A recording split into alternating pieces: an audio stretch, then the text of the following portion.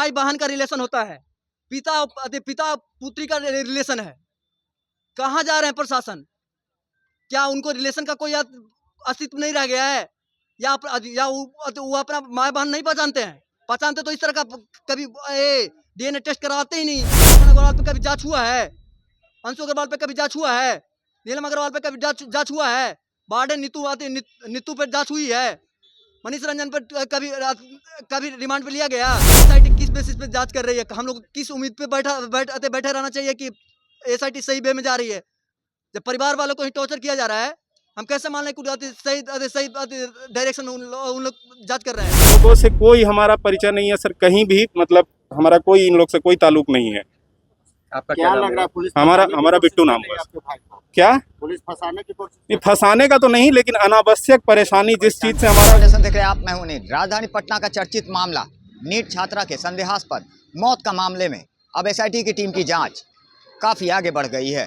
दरअसल अब कई लोगों के डीएनए सैंपल के लिए, ब्लड की जांच के लिए पटना के गर्दनीबाग लाया गया है। आप साफ तौर पे तस्वीरों में देख सकते हैं, यह गर्दनीबाग हॉस्पिटल है जो कि सरकारी अस्पताल है। यहीं पे लगभग बताया जा रहा है कि अब तक में 1.5 दर्जन से ज़्यादा लोगों के डीएनए सैंपल के लिए उनका ब्लड लिया गया है और ये जांच जारी है। एसआईटी की टीम और फॉरेंसिक की टीम लगातार इस मामले में अपनी अग्रतर कार्रवाई करती नजर आ रही है। जांच का दायरा बढ़ाया गया है, कई लोगों के डीएनए सैंपल लिए गए हैं और जांच के लिए अब फॉरेंसिक टीम आगे बढ़ चुकी है।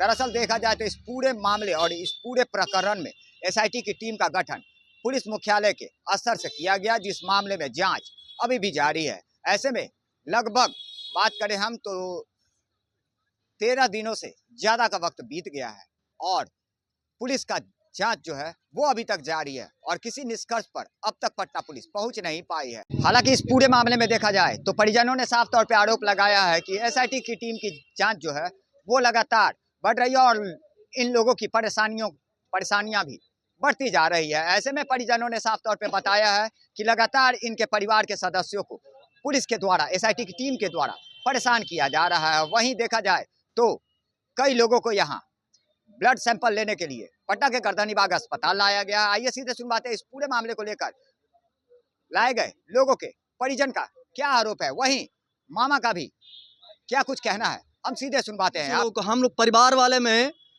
5, 10, 11 लोगों का अभी तक लिया गया है।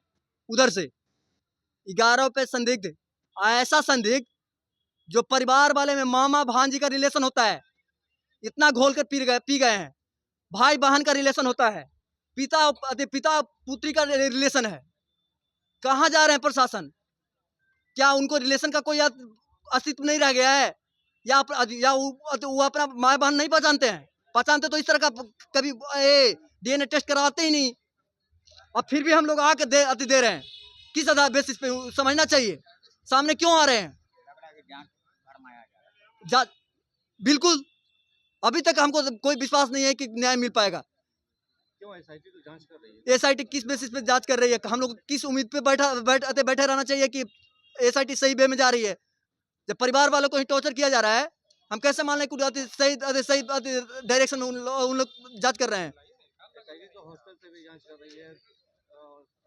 आपको क्लू मिली है? कभी क्लू मिली है? सरवन अग्रवाल पे कभी जांच हुआ है? अंशु अग्रवाल पे कभी जांच हुआ है? नीलम अग्रवाल पे कभी जांच हुआ है? वार्डन नीतू पे जांच हुई है? मनीष रंजन पर कभी रिमांड पे लिया गया? उसका बेटा पे कभी जांच हुआ है?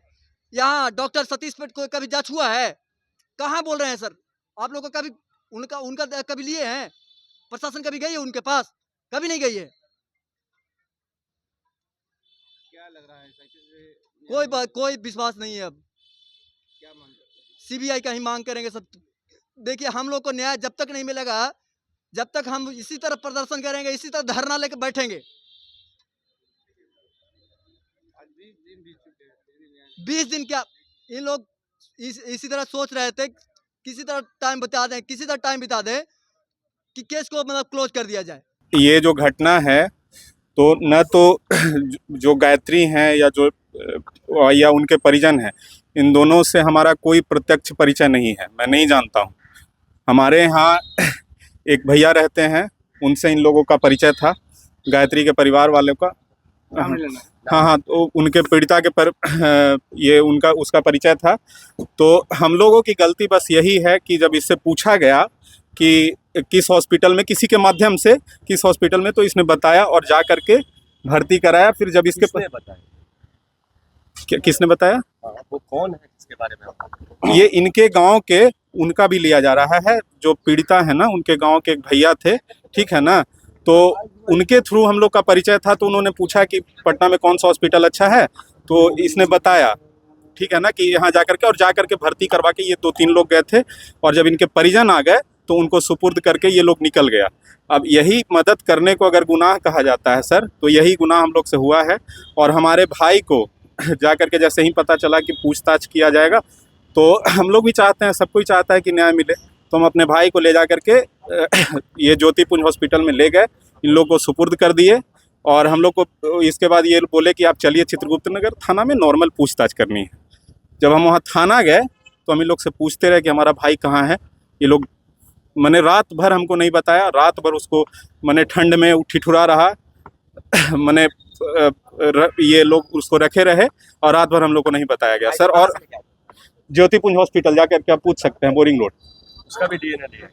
उसको भी, हाँ सर, उसका भी लिया जा रहा है। अब अब ये हम नहीं जानते, हम अपने भाई के बारे में जानते हैं।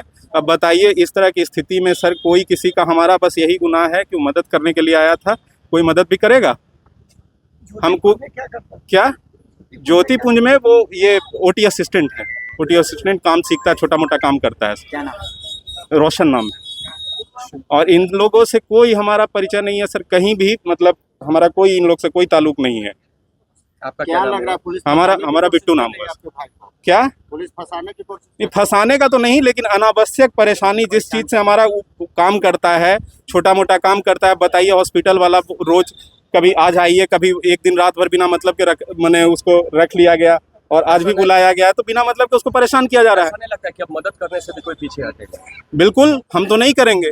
या जो भी इसमें मतलब पटना के चित्रगुप्त नगर थाना क्षेत्र में हुए नीट छात्रा के संदेहास्पद मौत के बाद ये पूरा मामला जो है तूल पकड़ा। और कहीं ना कहीं पुलिस की थ्योरी भी इस पूरे मामले में अलग होती नजर आई, क्योंकि जो मेडिकल रिपोर्ट सामने आए उसमें यौन उत्पीड़न का जो बात कहा गया था, उसमें मेल स्पर्म मिलने के बाद ये मामला तूल पकड़ता नजर आया और मामले की जो जांच है वो अलग होते नजर आई। और कहीं ना कहीं एसआईटी की टीम अब इस पूरे मामले को लेकर आगे बढ़ती नजर आ रही है। और इसी कड़ी में यहाँ पटना के गर्दनी बाग सरकारी अस्पताल में लोगों को ब्लड सैंपल के लिए डीएनए जांच कराने को लेकर यहाँ लेकर पहुंची है। लगातार हमारी छोटी बड़ी खबरों से अपडेट रहने के लिए देखते रहें न्यूज़ फॉर।